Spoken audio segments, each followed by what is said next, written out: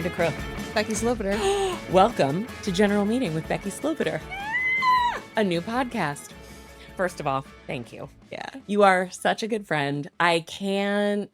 It's hard to put into words how vulnerable it feels to, as I keep joking to everybody, like longtime listener, first time podcaster.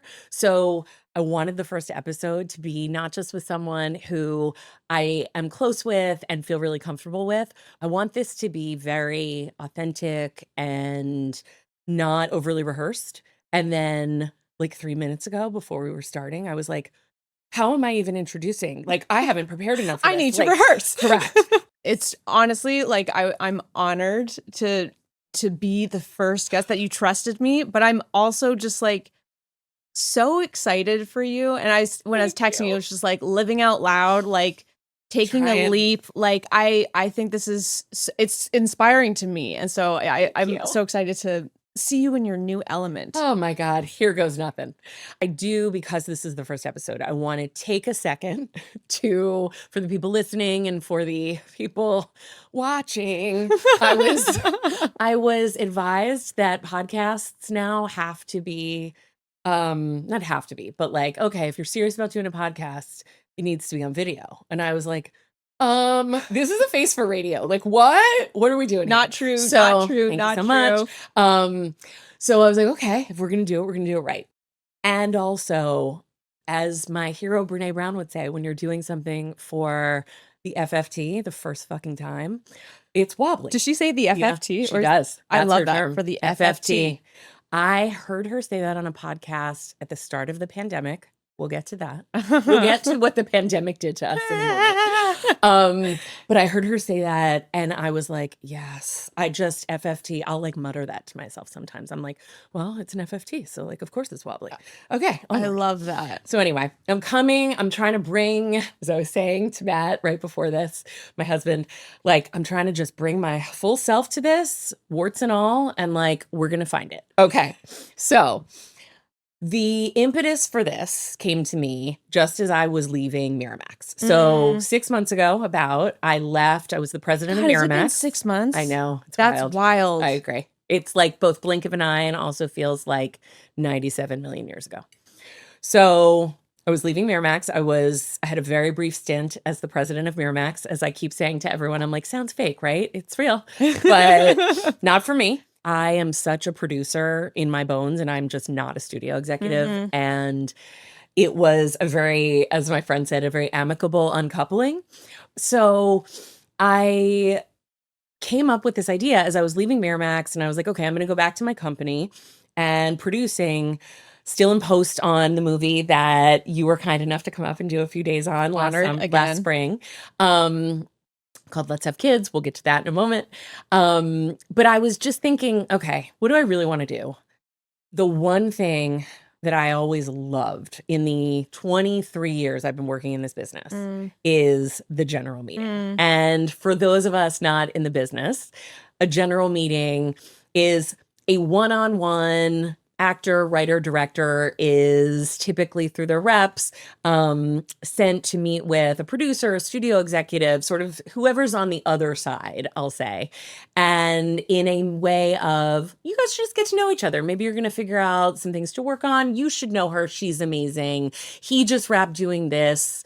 They're doing this, whatever it is. So no matter what job I had, and my career has been such a long and winding road, if I was working at a production company, if I was working for myself, if I was a studio executive, whatever, I just always loved the general meeting. And it is really not hyperbolic to say, and you are included in this, I have met some of my closest friends in general meetings. I love that. Only in deciding to do this and then reaching out to friends to come and be guests, did I realize, and I'm curious if this is the case for you, a lot of actors, writers, filmmakers hate general meetings. It was like a dirty secret that I didn't know. I feel like my favorite thing everyone hates.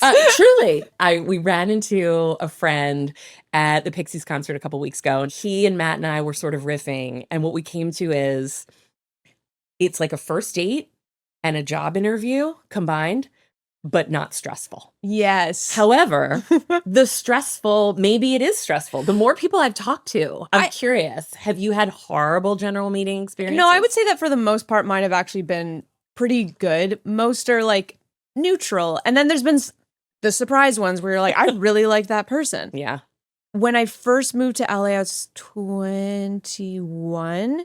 And so I had a lot of generals when I first came here. And like looking back, I realized this like later in life, but I was like, oh, I had this general with this guy. And then he reached out to my reps being like, oh, I wanted to get Amanda's email because we talked about some movies. And they were like, is it okay? And I was like, yeah, that seems like a great idea. Like, why wouldn't we want me to correspond with this guy who's an executive? Cut to, on a date. I was going to say, I fled the scene. I was just like, I have to go. So that can also happen on generals. Totally. But, you know, that was like, you know, 2010. It was a different time. Yes. Yes, it was in so many ways. As I've been reaching out to people, telling them about this and asking them to come and be guests, I've been just distilling it down to it's like the format of a regular general meeting, which often starts with a bit of the biography, right? Yeah, like, where yeah. are you from? How'd you get into whatever the career is? Acting, writing, directing, etc. The interesting thing about doing this podcast is the essence of a general meeting is we've never met before. Right. Except you and I are very close, Yes. first of all. A lot of the guests I'm going to have on, certainly at the start of this, are people I know really well. So you are from the greatest country one can be from. You are Canadian. Yes. I am Canadian. As is your sweet husband, who we will get to in a moment. Yes. Okay. So you're born in Langley, Yes. which is a suburb of Vancouver. Yeah, it's like Okay. an hour outside of Vancouver. Did you always know you wanted to be an actor? I knew it at a young age, but my reasonings why, like, this has been so much of my therapy is undoing the trauma bond I have with acting because I didn't know it at the time, but like I really liked performing and acting, but a lot of it was because of the validation, but I didn't know that at the time. Right. Of course. You were like, this feels good. Wow, I Do it feel again. amazing. Give it more, give it more.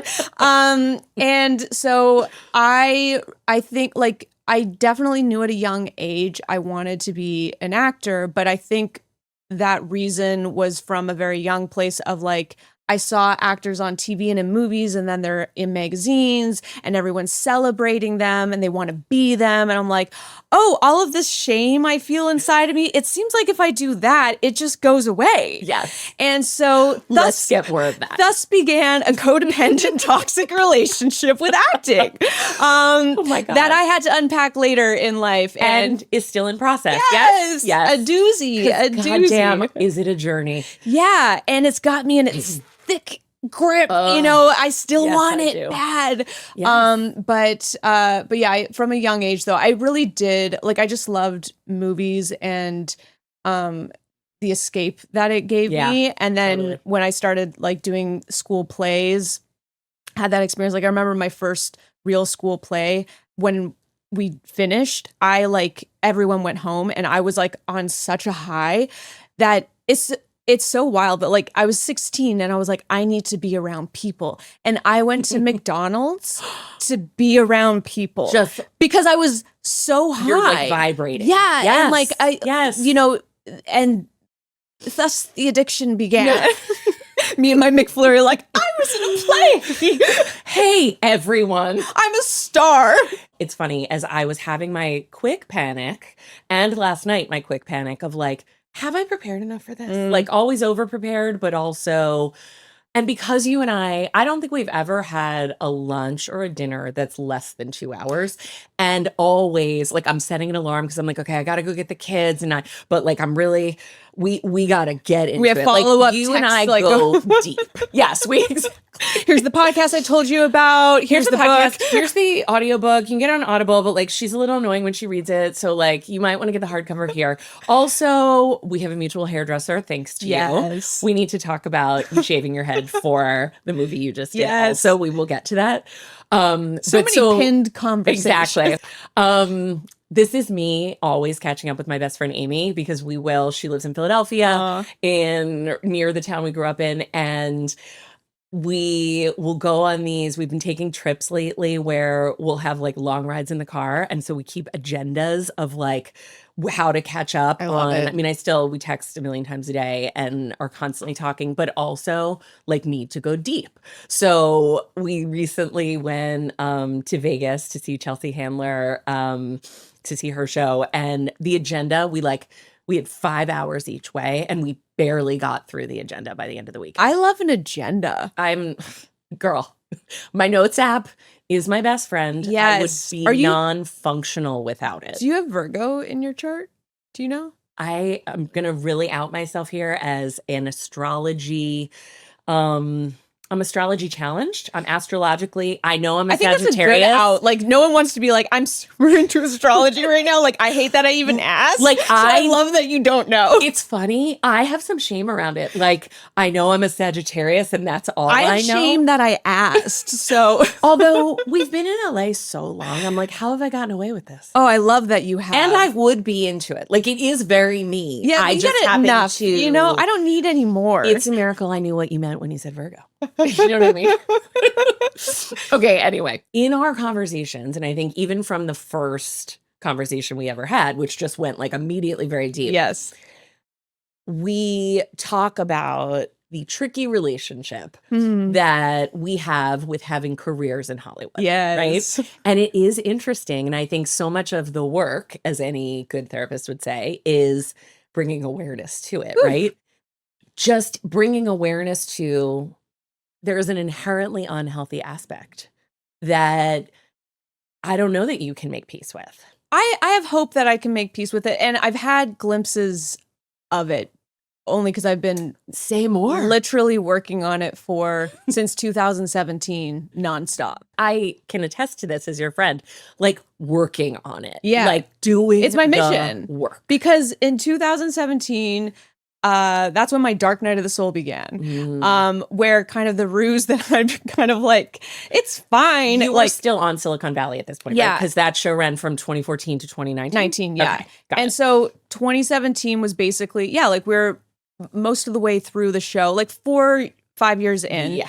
It's a super successful show. It's Emmy nominated. Yes. I've like all of the goals of my younger self who dreamed of making it in Hollywood. Like so many of that was like, check, check, check. Yes. You got the money, you got the show. You've started movies at this point. I've got a house. Yes. I have a partner. Like I have all of these things that I've been told, like, once you have these things, you're going to be You're good. You're going to be happy. You're going to be good. And that childhood dream of like, once I get that, then I'll be free of this shame. Like I didn't know that consciously, but like Yes. that's the thing. It's like, once I get that, then I won't feel bad about myself. Yep. And I felt like shit. Yeah. And it was just like, I was just trying to like get out of this feeling and like tap dancing my way through. And it was like 2017 where it just kind of like, I couldn't pretend anymore. It was just like, I could see down the road of like, oh, well, I'm not the lead of this show. So once I'm the lead of a show, Yeah. then, and like that you could keep kicking this down this road, but like, Yep. I couldn't deny that what was happening. And because that's just my personality is like, it's so hard. it's And so like, hard. I was lucky to find a therapist who was just so like, I'm still working with her. She's incredible. And we started working together, and like the big question in the room that I wouldn't even look at for like, it was just like, I couldn't even like acknowledge the question, which was, so if you're not going to pursue acting from a place of like, it'll fix me of these things, do you even want to act anymore? Like if that's not allowed to be like your motivator anymore because you see the ruse in that, like do you actually want to pursue this? And that question terrified me because I knew that once I actually asked myself that, the answer could be no. The first year we were working together, it was me just trying to like figure out how to like, okay, it doesn't work that way, but I'll make it work this way. Like, Yes. Well, and also I'm curious if this resonates for you because this is, I mean, I'm 47 years old and I still think this all the time. I'm like, it's me. Like I mean, Tay Tay, I will Tay-Tay. quote her all day long. I'm the problem, it's me. But also just in a like, well, I must just be doing it wrong. I actually had this conversation with Dustin once because I was really struggling and I was just like, have you ever like, I can't even remember what it was about, but I was like, have you ever felt this way? And he was like, well, yeah, like I've felt insecure about that or whatever, but I don't walk around the world thinking that I've done something wrong. Right. Or that you're about to get in trouble. It's so It's true. so And true. Also, that must be nice. that was my other, I was just like, wow, good for you. Cool. Yeah. So 'Cause all I do is think that I've done something wrong. I was just talking about with my cousin Sarah, who's like my sister. I've been walking around realizing I'm worried I'm going to get in trouble for being unprepared, except I'm in charge of this. Like there is I'm the no boss. It's me. But we know that our internal boss is the worst boss of them all. She's a nightmare, first of all. She's a Lashing. fucking tyrant. But I think that's so relatable. I mean, that's what we've been programmed since the day we could like bring in a thought. Shall I grab Daring Greatly or shall I grab any of Brene Brown's other books to go so deep on this subject? No, But it's true. It's in us. So It's rampant. I had this like breakthrough moment like 2 years ago. We were cleaning out our basement because we were going to finish it. And we had like all of our mementos, all of these bins. And we're just like Yes. getting rid of so much stuff because it was rat infested. But I had all of my journals. Like I'm a journaler. I've journaled my entire life. And so there was I like admire that. I can't do it. so many journals, you know? And so I'm just kind of like flipping through all these journals. Oh. And it was just like years and years and years of asking the same fucking questions, but just worded differently. Yes. And I was just like, I just remember sitting there being like, I've wasted so exactly. much Like, time attacking myself Yeah. and wondering what's wrong with me and why do I do this and why am I the problem? And I was just like, I was just like sitting in my pile of like shame Yeah. and it was so confronting because I was just like, Well, it's tangible there. Did you like carry those into therapy? no, I didn't carry them. And we were on a break at that point because I took a pause. We were on a break. I needed to, Bambi needed to test out her legs. We've talked about that too, Yeah. though. I do think that's great also. So important. Like you got to metabolize it. Yes. What did that propel you toward? It had been a growing thing with me where I was also like, I literally had to call myself out on, I think I'm addicted to self-help books. Like, and that's funny, but also like it was real. But it's real. I can't remember what started it. Oh, because I was reading a new book that's Yep. going to save me. Yeah. And it's, as I started reading it, Dustin was just like, we were on a plane and we started the flight and I was like, yeah. And I started reading my book. And then at the end, I was like, really in a pissy mood. I was just going to say, a lot of anger has gotten in touch with during that flight. He's like, what happened? What's up? And I'm so grateful for him for like, 'cause I wouldn't even clocked He's the it. fucking best. And We're going to he's- give him his roses in a Yes, moment. oh my God. But like, he's like, what happened in the course of that flight? Because you start out really happy and you're not now. And I'm like looking at this book on shame and Yeah, I'm I like, was just going to say, The Shame Excavated. it literally was a book about shame. And okay. I was like, oh, the books are not helping. And but I told him, Yeah. I was like, I think I need to like put a pause on reading these. But after I finished Exactly. But I am a completist, and an A student. So I'm going to still over to the assignment real quick, and then I'm gonna be A+ at not. Yes, doing yes. But it really, That's I a have, really interesting realization. and no, because the moment that it really hit me was when I was just like, but I want to finish this one. And he was like, maybe we don't have to finish it right now. And I just had this vision of myself like clutching my books like it was alcohol or drugs. And I was like, oh no, like you are like it terrified me, the idea of giving Yes, up the books. So yes, And I mean, gave them up for a year and wow. and wow, right? Well, And it's now I have a also- better relationship with it. Exactly, and it's same with therapy. Same with we've talked a lot about this social media. I mean, we won't go I'm down on this rabbit I'm on a hole. break right now. Yeah, you are. But it's funny, just as a quick aside, in wanting to do this podcast, I was like, but I don't want it to be depressing, but I do want it to be real, right?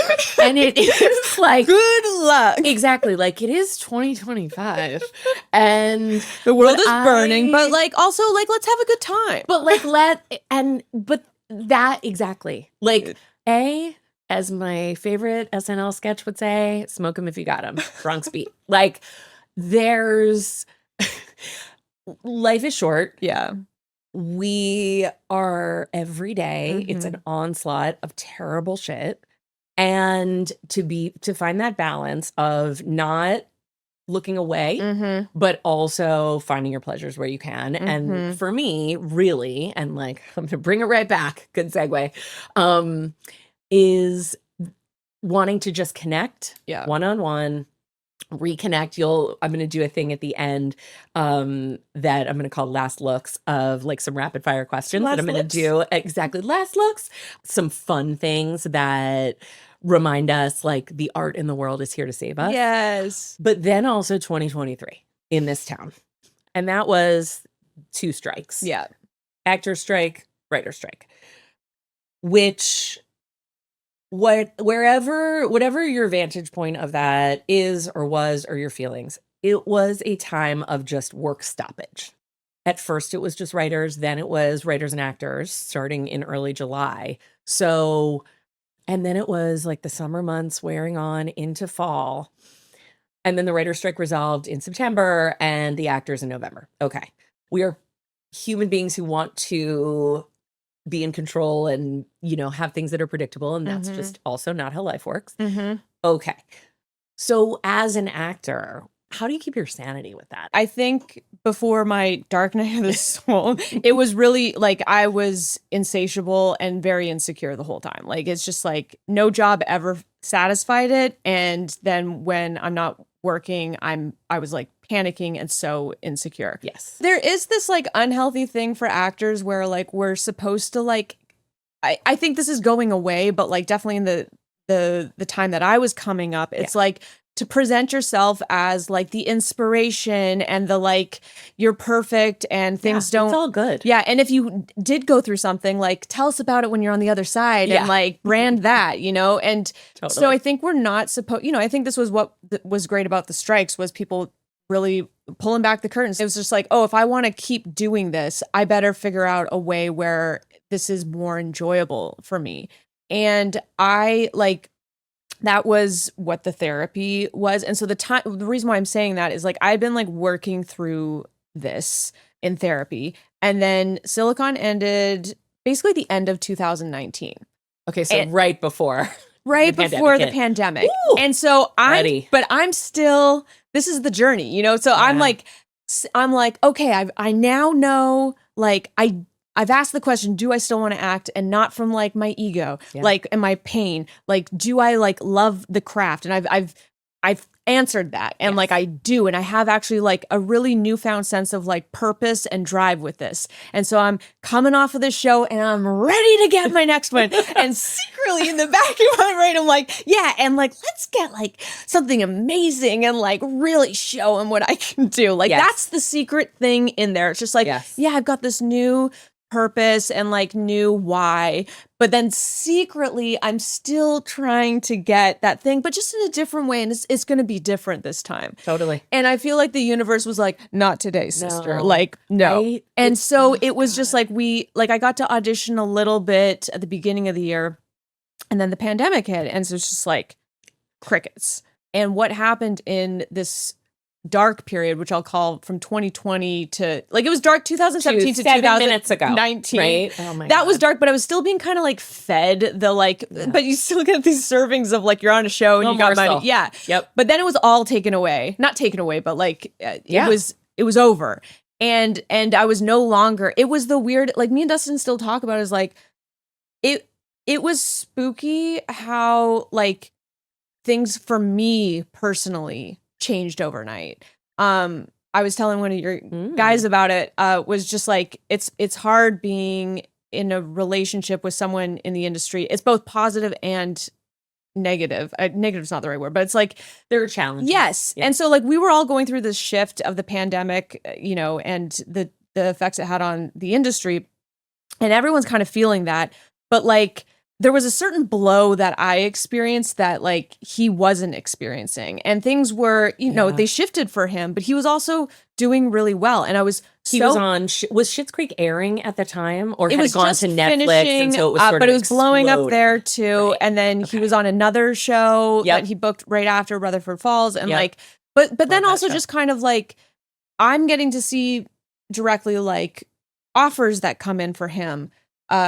I'm taping with him and then seeing the callbacks come in. Nothing. Like I'm saying nothing was happening I'm on not my side. It's not like a couple things. No, it was Yeah. like That's brutal. It was brutal, and it was so. And he's the best because he can yes. really hold that space where I'm happy for him, but also triggered by what's happening. And I Yes. think that's Can't the help but be. taboo thing to say. Yep.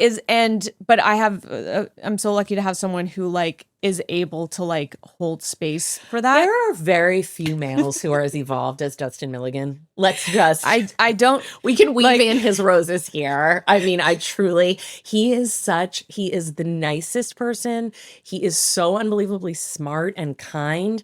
But he's also, as we say, he contains multitudes. Like Dustin is like one of the more interesting human beings you'll ever have a Yeah. conversation with. Also, I can't wait to have him on. Yes.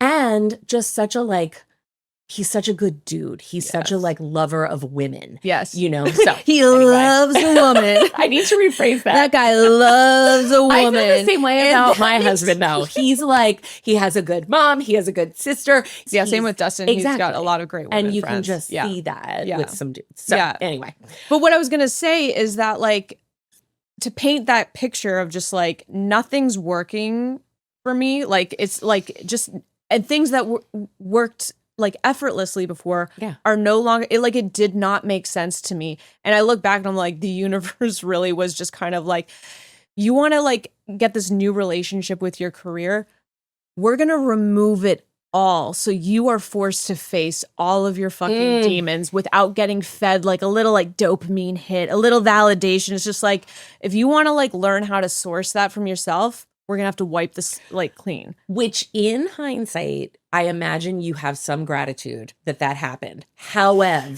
Would not wish it. wouldn't wish it on your worst enemy, right? Like that is as painful It was- as it gets. It and it's every actor's worst nightmare. Yeah.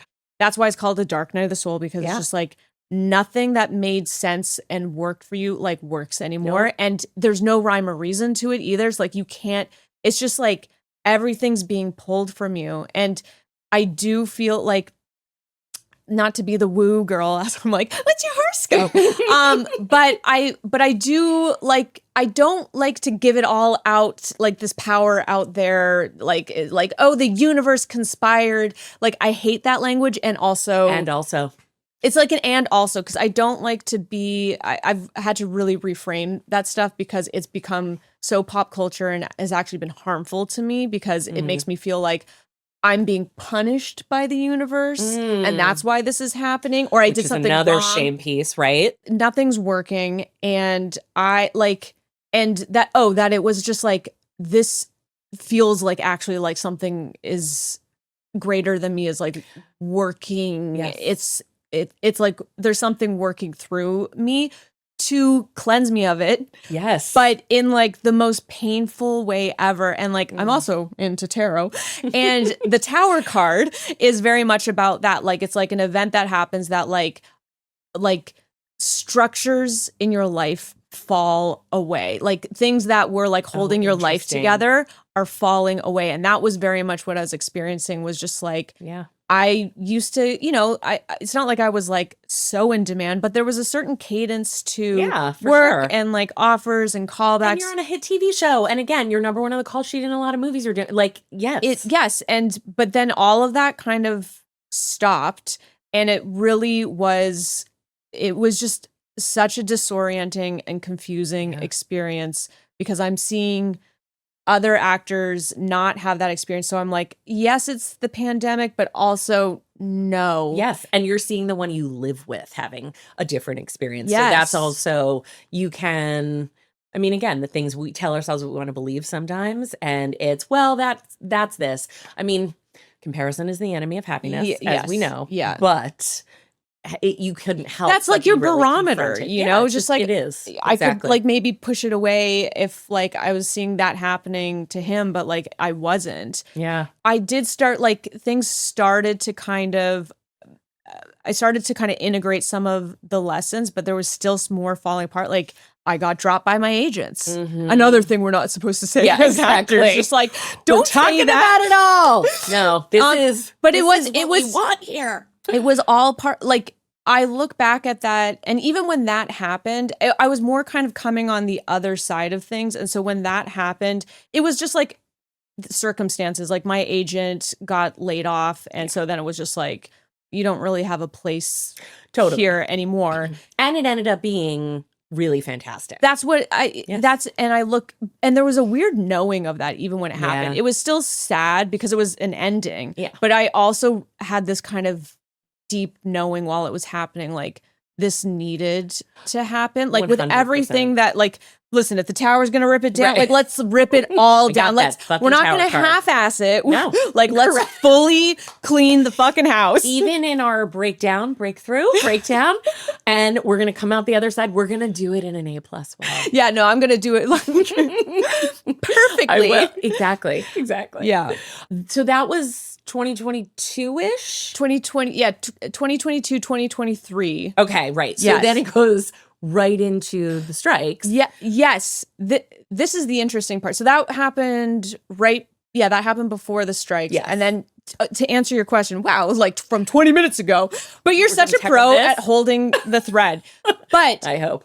But how I dealt with the strikes is actually the strike was, yes, terrifying and like not like was awful. And also it was a relief to me Interesting. Say more. because I, much like the kind of obsessing about fixing myself and too much emphasis on that and how like it was distorting my perception of myself. Yeah. It was like trying to figure out my relationship with my career, and then also just kind of like trying and just getting knocked down, to have it just like Yep. was such a relief.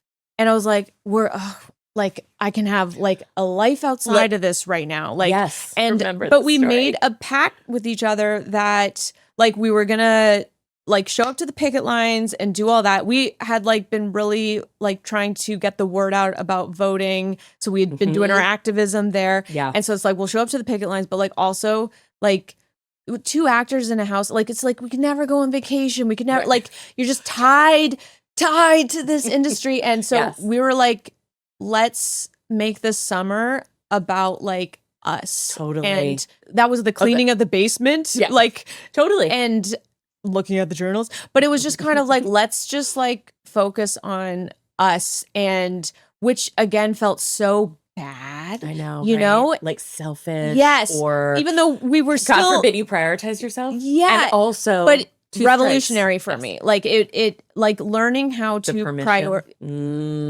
so big, so big. And that was kind of like, it was again another piece where divine intervention for helping heal my relationship with my career. Yeah. The timing of that, like when else would I have gotten an opportunity to just like put a fucking timeout on this thing Yes. and reset. Yes. And then when we came back, because it was the best summer of my life. Like my Yeah. health had never been better. Like I was and then you so were like, this is telling me something. the right? minute we came back, it's just like the anxiety, like the Yep. oh, I gotta put something Yep. on tape, and like the panic and everything. And so I had this kind of place to compare of like how I could feel, Yes. and trying to bring that in. Well, and like you can't, for lack of a better way to put it, you can't unsee that. that So, and that's a good thing. yeah, it's just like, Ultimately, oh, it's a that good thing. exists for me, Right. So it's me. Right. I'm the problem. Thank you, JJ. I think the big thing for me was learning how to, like, this toxic relationship with my industry was like, it was this thing outside of me that would give me like self-worth. Yeah. And give me like, finally I could like love myself and like be like all the things that have happened to me would be removed. And it's like all of this healing, I hate that, my healing journey, but was like learning how to source that personal validation, that self-worth and that confidence coming from like genuinely coming from here, and not a Yes. sneaky one over here. No, totally. And not outsourcing it, which was the hardest work of your life. and It's still true. absolutely in process, but like Yes. I can now, like, you know, I did this movie earlier this year, and it This was is the one you shaved your head for? yes, Okay. and it was like Amazing. kind of like my opportunity to really put it to the test, like all this work I done, like let's see how we really feel. Yes. And it was just like such a life-changing It experience. was the best experience of your career. It was, right? and it because of how I was experiencing it within Yes. me. Can you talk about that movie? Are you able to talk about why you had to shave your head and what was that experience like for you? Yeah, Because that's the whole thing. yes, You have, it was. I mean, I go to your hairdresser, who I'll call my hairdresser as well, because you have the most amazing hair. And we were at lunch one day years ago, and I was like, who do you go to? Like, I can't get it right. So anyway, tell us about the movie. Tell us about shaving Yes. your head. So there's certain parts that I can't talk about, but like what I can say is that it's a follow-up to a movie that I did in 2017 called Freaks. Okay. And so it's a follow-up, but it's like it's a standalone movie also. Yep.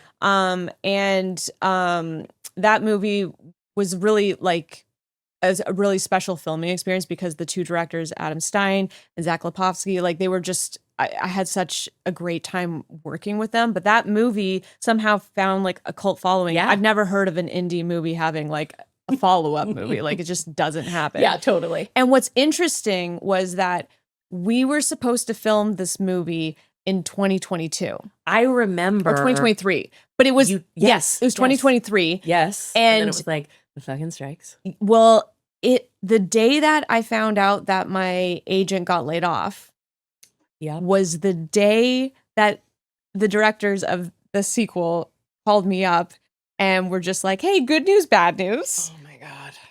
They booked Final Destination 5. Or is that what number it is? The one that Anyways, just came out. the one that Okay. just came out and blew up the fucking blew- box office. Like they like crushed it, but like huge for them. You know what I mean? They Yes. got this studio movie. Yes. Huge. Can't turn it down. Cannot turn that down. Green lights are miracles. Getting anything made is a miracle. Getting it released, we'll talk about that momentarily, is a miracle. Yes. But I was so genuinely so happy for them. Yeah. But I was just like, there's no way we're going to film this. Like, it's just not going to happen. So did you release it to some degree? You were like, I'm not. Well, holding I my was in breath. a purge, Right. like, I was being shed from my agency.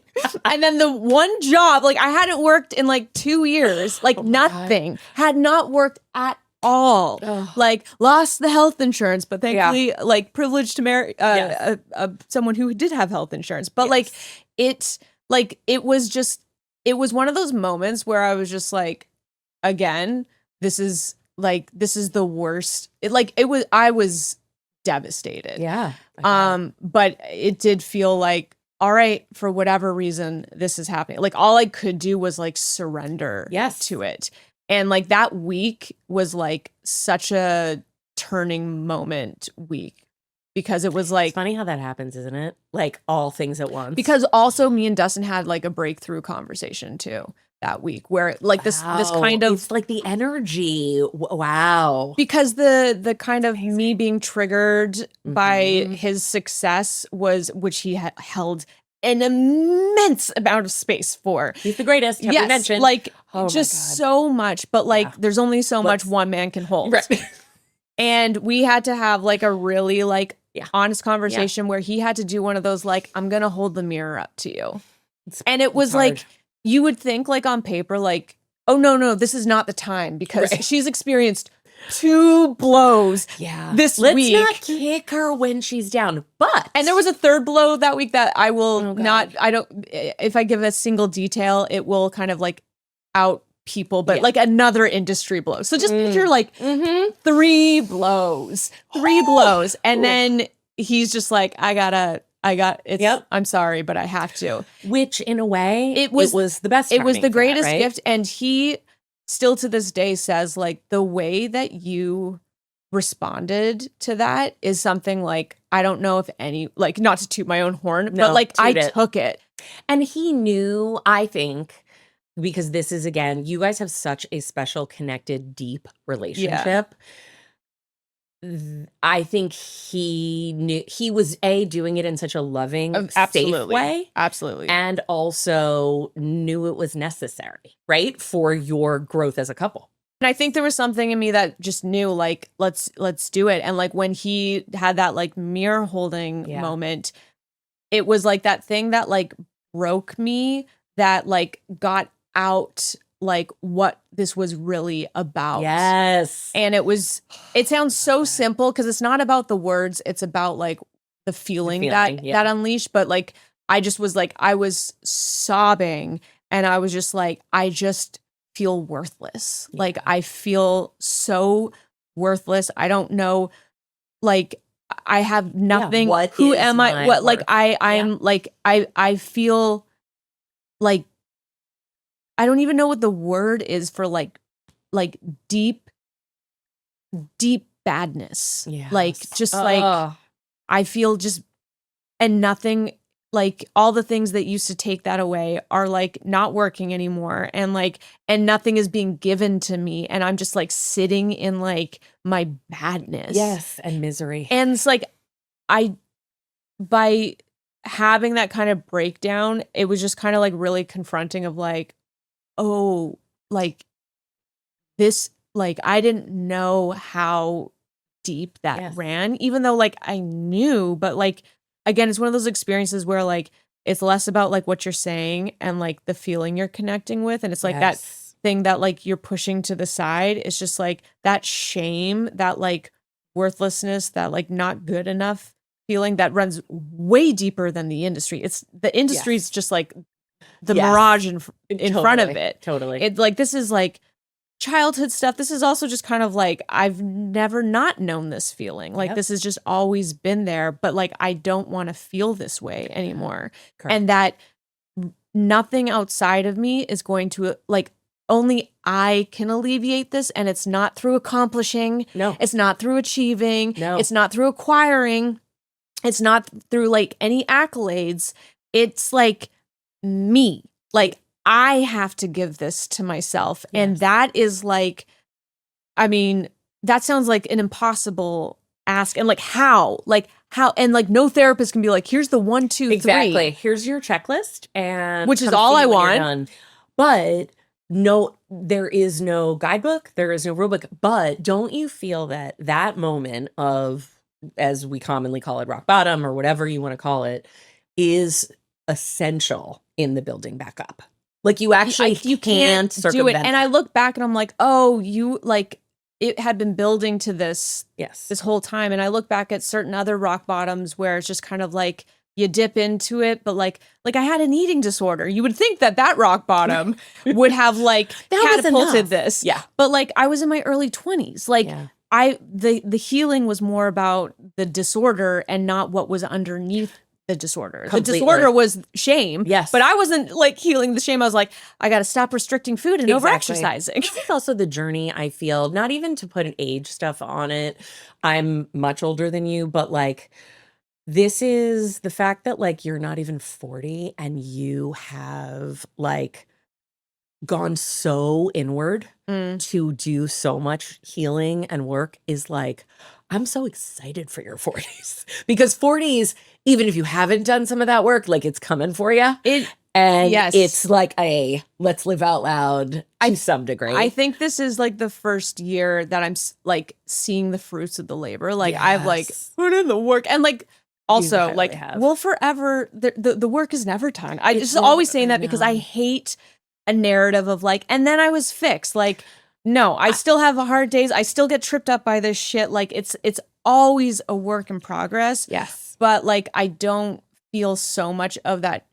Like shame is not driving me daily. She still shows up, but like, it's not driving my decisions. And I think that's what shifted. And that was why the movie also was such a different experience, because I wasn't operating from a place of fear Yes. of like this Yes. needs to be this thing and I have to like do and like No, and you're not hustling for your worthiness, Brene Brown.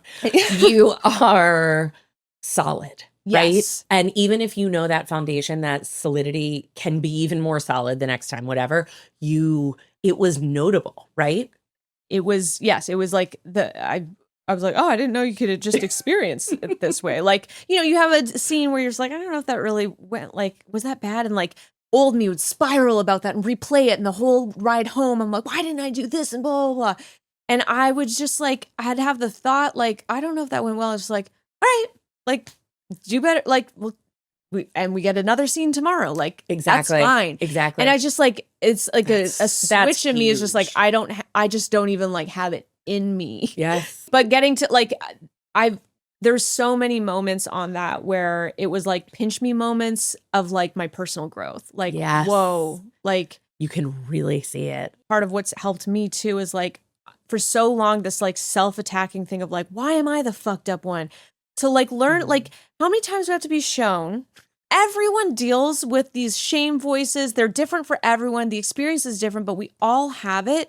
And some people get lucky and they look a little bit like they got it together. And some periods of time they probably do, but also Yes. like, so do you. Yeah. I feel like this is one of the things that when we met, we were like immediately going deep on like, okay, we see life the same way and just like, let's fucking talk about it, which is what I want to do on this podcast. I mean, Yes. it's funny. There was a producer I was working with who was super helpful when I was like, I think I want to do a podcast. I don't know anything about that. I just listened to a million of them. And so she was really helpful and she referred to it as like, okay, I kind of see what you want to do. Like if you want it to be like a little inside Hollywood, but also like in the casual therapy space. And I was like, yes.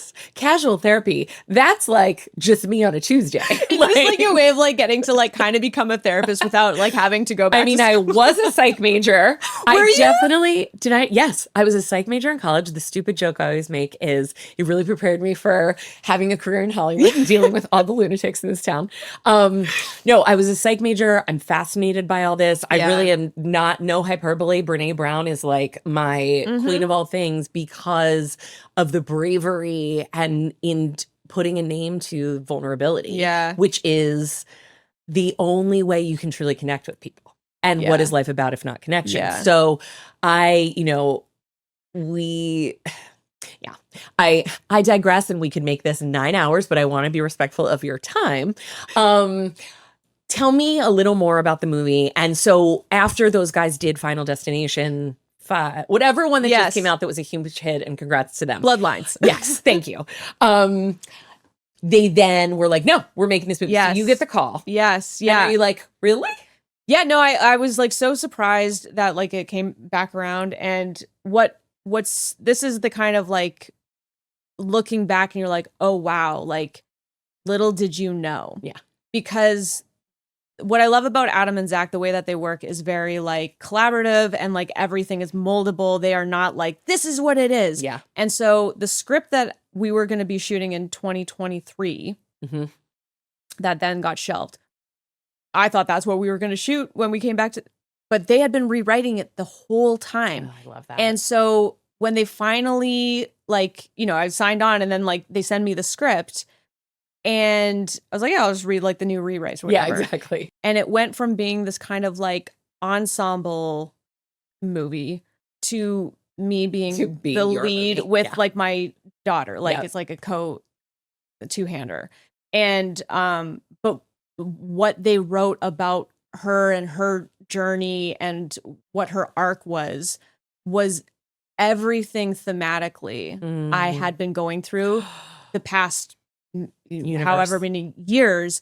And in a way where I'm like, then I got scared. I was like, oh, like, in a can I do this way? yes. Oh, interesting. Like, and what I like love, it's too close to the bone. no, not too, well, I love it too close to the bone, but just like this character is very big shoes to fill. Like, Got it. very, very, Am I up to this?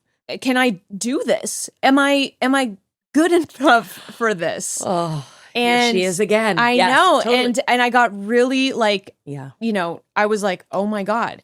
And I'm going to have to like Yeah. rise up for this one Yeah. and was really scared, was in the safest of hands. Like Adam and Zach, like just they're, And that you had a history with them. I love that they I wrote love this for me. Like Yeah. I was just like, what? And that they trusted me, Yep. and Yep. that they were like, They we knew want, you could do it. yeah. And I felt that from them. And it was just kind of like, they're incredible. Like there's I know. I don't know them at all, but I'm so happy You for would them. Like when the love- good guys win. It's awesome. so great. But yeah, it was for the hair part, it really was that it wasn't scripted. And Oh, it wasn't. no. Wait. So did you come up with this? Yeah. And then were you like, wait, so now I have to shave my head? It was Did you have regrets? no. Okay. It was like, so I'm terrified of doing this role. Sure. We're starting the prep. I'm like doing the prep and I'm like freaking out because I still have not connected with this character. And like for me, like I need to feel this like Yeah. connection with the character. It's like unnameable, but like I just know when that thing clicks in. Yes. And it was not happening. And I was like freaking out. Yep. 2 days before we were doing the camera tests, and like basically 4 days before we started shooting. And it was like, her name's Mary, the character. And it was like, Mary entered the room and she was like, if you want to do this, you better shave your head. And it was just like, That's like she was like, intense in the if best way. you want Wow. if you want to do justice to me, like you got to step the fuck up. That Mhm, but if mhm. you see when you see the movie, it'll make sense Oh, I why that can't was her fucking hair. And so I sat with it for a day because I really Smart. wanted to make sure that doing it was not a sneaky ego. Yes. Oh, And that's the work. This is, I mean, I just, Like, it's I just might like- cry. I'm so proud of you. Go.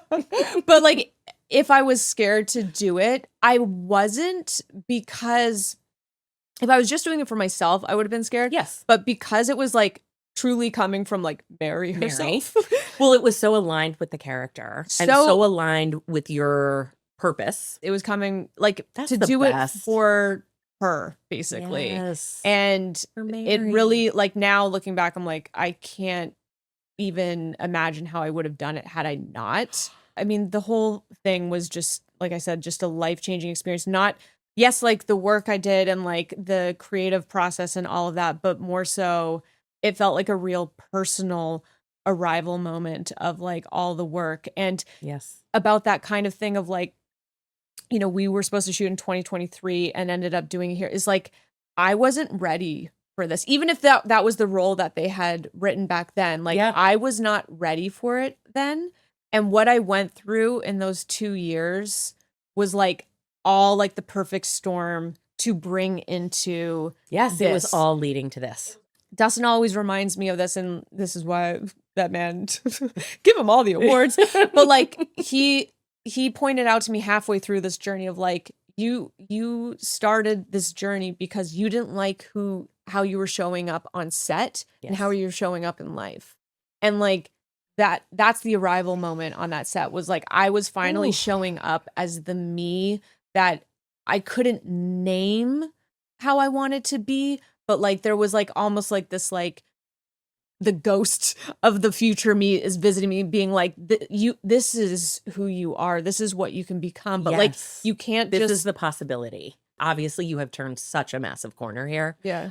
I can't wait to see this movie. I'm so happy for you. But as your even that, friend, I but have to even like preface this, because this is for me, this isn't for everyone, but for me, Yeah. it's just like, who like the there's final no result's not the thing. attachment to that. Like, Mhm. and I genuinely mean that, Yeah. because it's just like, I can tell. what was important to me was the experience of that. Totally. No one can take that away from me.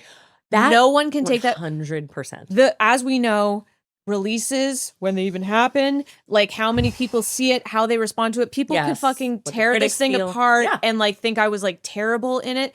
No one can take away Yeah. the experience that I had, and I don't have an attachment Yes. to how that is received, because the minute I do, then I've outsourced Yes. all of Yes. It's funny. That is a perfect segue to the last topic I want to get to before we do Last Looks, which is the movie that we worked on together last year. Yes. And which was, sorry, I'll toot your horn for a second for the audience. Talk about an arrival moment. Like watching you, producers can wear many different hats, very like behind the scenes and like and in the trenches, and different producers do different things. Yes. But getting to see you in action on that, I was just the proudest friend ever watching you, because Thank you. one, you were like just crushing it, but also I could see like you in your full purpose. Yeah, like and talk about aligned. It was beautiful. It was you. so beautiful to see. It was the happiest experience of my life. As you know, we shot the movie in Portland. I am obsessed with Portland to a degree that is unhealthy.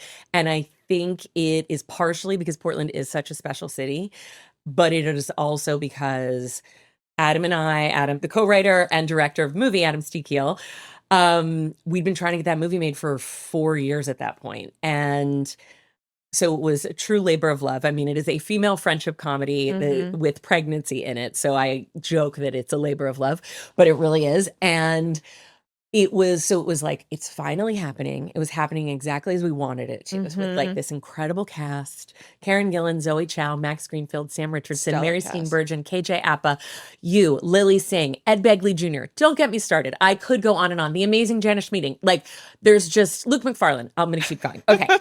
Just tooting the Let's Have Kids horn, because at some point this movie is going to come out and everyone will see the magic. I will also weave in my love of Taylor Swift here. She had released the Tortured Poets department like 3 weeks into me arriving in Portland, 2 weeks in, something like that. And so that was the soundtrack to me being in Portland. So it all conflated to be like the greatest experience that I also still will just sometimes I'll put on that album and relive. But so back to, I call you and I was like, it's quite a small part. I'm wondering if you'd be willing to come up. And you knew Adam because you guys had done a pilot. Yep.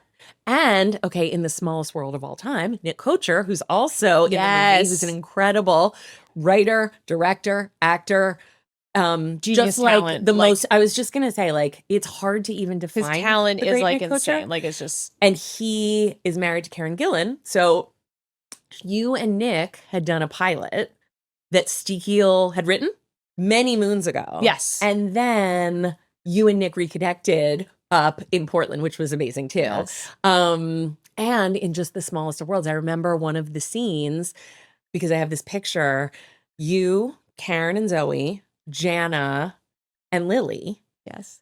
And Dustin was on Rutherford Falls with Jana. So again, Worlds the world colliding. and it was like the greatest vibes ever on that set. I was never so proud. So having said that, the movie's not out yet. We don't know when it's going to be released. TBD, guys. TBD. Would love to know. But we made it as a love letter to many things, but one of them is female friendship. Yes. And Adam co-wrote the script with his wife, Ellie. There's a strong female viewpoint. Yes. But it's also like, dudes love it. And by the way, when you were like, "Oh, can you do me this favor?" I'm like, "Oh, my first job in 3 years." Yes. I don't know if I knew if I had that. You broke the seal. It was a godsend. Like, and it meant so much to me. Like, it really, like, it was. This is the vibes of that movie. That's what I'm saying. Okay. I've listened to a million podcasts, never hosted one before, wanted to have something that was a bit framing. And I was playing around with things and it was feeling very like just square peg in a round hole. Like, this feels forced, this feels sweaty, let's not. And so I came up with what is a really fun thing I want to do at the end called Last Looks. Okay. And so Last Looks is a term used during production that is a final check of the actors before we start shooting. Hair and makeup comes in, wardrobe. So it's Last Looks. I like the alliteration of it. So as a lover of pop culture and wanting to celebrate that, as you can see from all of the accoutrement here, and I feel like especially these days, more than ever, it's important for us to connect to great art and celebrate that, and also recommend it to each other as we'll talk about this on some future podcast, I'm sure, and I talked about it on someone else's podcast once, like the final sort of push of me leaving Philadelphia and like, can I do this? Can I like work in the entertainment industry? I don't know. Was me seeing the Royal Tenenbaums. Gwyneth Paltrow getting off the bus and everything gets really quiet and the Nico song comes Oh. on, and I mean, chills still 23 plus years later. Okay. So great art in Mhm. whatever form is healing to us. Yes. And goddamn, could we use some healing right Yeah. now? So, in a fun rapid fire way, here's what I want to do with last looks. But it's 4 categories: movies, music, books, TV show. First, what is your favorite movie of all time? So, Control by Mhm. by Anton Corbijn, Mm-hmm. Joy Division, Sam Riley, Samantha Morton. That movie was recommended to me by a director I was working with when he was just him telling me to watch that movie was opening a door to like a whole other world of acting that I didn't even know existed. Like I didn't know you could do that. And That's amazing. that's so this, inspiring. I know that this director was telling me like burst ears Mhm. that like you like it was his he planted a seed. Yeah. And it didn't hit at first, but it had such a profound effect on me. So that was I love that. Yeah. Okay. Music. If you were stranded on a desert island, Mhm. what 2 albums do you have with you to help maintain your sanity until you're rescued? I have 2 albums that carried me through the darkest of the dark during the pandemic and like Yes. all of my career falling away. My tower moment. Okay. And that is so Fred Again, Actual Life, Mhm. the Red album. Mhm. That was the first time I had heard Fred Again. And like, if you haven't heard it, you've got to listen to it front to back. That he takes like sound bites and sound clips from like his personal life, like people on the subway and like conversations, but then he like samples people's like spoken word and like makes these like epic songs. It's just Wow. like his actual life. Yeah. But like you feel like when I listened to that for the first time, it's like I connected to just what it meant to be like a human being, flaws and all, and like the highs and lows, and like that's actually what it's all about. Is like Yes. all of that, like the pain, the laughter, the joy, like it's like that album carried me through. Yes. The other album that carried me through, Kendrick I was Lamar, gonna say, you have to say Mr. it. Morale and the Yes. Big Steppers. Like that album, Yes.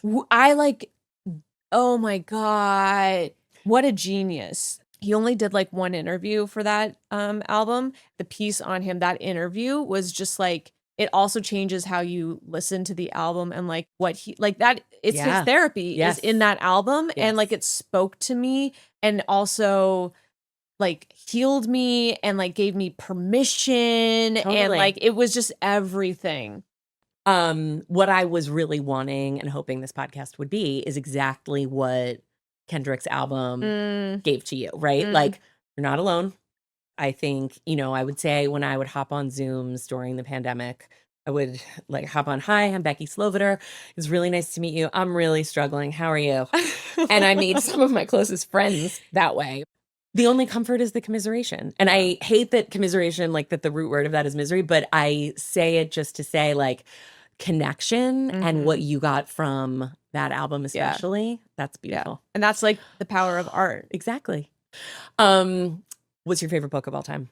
Or one that you've read lately that has really stayed with you? Another one for during this time that I think every woman or anyone who identifies as female like should read, and it's Women Who Run with Wolves. Oh, Do you not know this?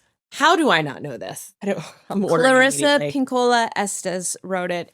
It starts with like each part starts with kind of like a folklore tale that have been passed down for generations.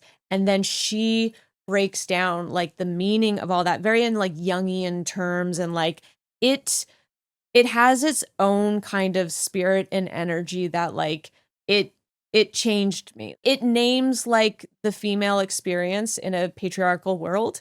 Can't relate. But also like the power of Yes. being a woman and like connecting with that. And it's like you can feel the matriarch lineage through that this Yes. book in a way where my therapist told me to read it, or, suggested it when I first started working with her in 2017. And I came back to it in 2020 and I devoured that book. And my favorite moment awesome. with it was I went on like a solo trip for my birthday to Palm Desert and was staying at like this hotel, and I was by myself, like in my bathing suit, reading my Women Who Run with Wolves, and like this guy like comes up and is like hitting on me, and then Be he's like, like asking me about like, what are you reading? And Let me tell you, bro. I told him, and it was just this kind of like slow, like Let me Yeah. back out of here. all right, so not what I was looking for. So this isn't gonna happen. Also, I'm married. Bye. Okay, last thing. What show are you watching that you would recommend, or are you loving lately? And it doesn't have to be a current one. I'm gonna name 2 shows that during the pandemic they were lost in some way, and there's 2 female actresses in these shows that just like I'm like they should have won all of the awards. Station 11, Oh my God, yes. Mackenzie Davis. Oh my God. Wow, Get out of here. like No, incredible. It's perfect. And the other one, I think you know this lady. I think because you've talked to her about her before. I'm like, oh my God, you know her, Mrs. Davis with Betty Gilpin. Yes. Betty That Gilpin, show was the greatest. insane, and Jake McDormand, who's Jake McDormand, Who, yes, also love. was incredible in that. And that show, I think it was just sometimes the timing, but I agree with you. I loved that show. Both these are amazing recommendations. yes. But I also will say, like, oh, what are you watching right now? I'm watching Bravo. All Bravo all the Housewives of time. any zip code. I was deep in Love Island, Below Deck Med. I'm definitely going to do Bachelor in Paradise next. I mean, you're not an animal, I mean, obviously. but I like, listen, I don't We have, can hold space for both. I don't drink alcohol. I don't do drugs. I can't even numb out on an eating disorder anymore. Thank you, Andy Cohen. Yes. We'll just say that. No, yeah, I mean, like, thank you, because I need Yes. something. Yes, you need And the release. Or Bravo the has relief or the- delivered all of it I for feel you me. so deeply. So just I to love like it. have some balance in there. It's just it's like, so true. I used to. This is a million years ago. Do you remember the? It was on VH1. I want to say it was called Rock of Love. We would watch that on Sunday night, and then we would watch Charlie Rose. And I was like, okay, great. We have a good balance here, and this is who we are. as culture people. and like, Yeah, and you know. here for the right reasons. I love you, Crew. I love Thank you too. so much for You doing crushed this. it. Oh my God. Oh my gosh. Thank you. I don't know how to end a podcast, so I'm just gonna get up and give you a hug. I love that. I love you so much. General Meeting with Becky Sloviter is hosted and executive produced by me, Becky Sloviter. Our editor is Jay Rothman. Our audio engineer is Hector Fernandez. Our director of photography is Dylan Mortensen. Our tech producer is Griffin Davis. Our theme song is by Jay Rothman. Special thanks to Jocelyn Falk, Megan Monaco Gilwitt, and Haley Rosenthal. And most importantly, go Birds.